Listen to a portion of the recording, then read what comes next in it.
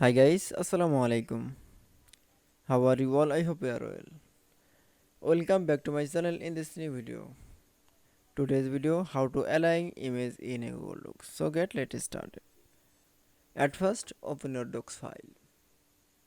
Firstly align image in Google Docs is now I can say is select your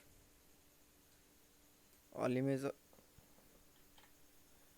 select your all image option and going to the align option. Then click for align option.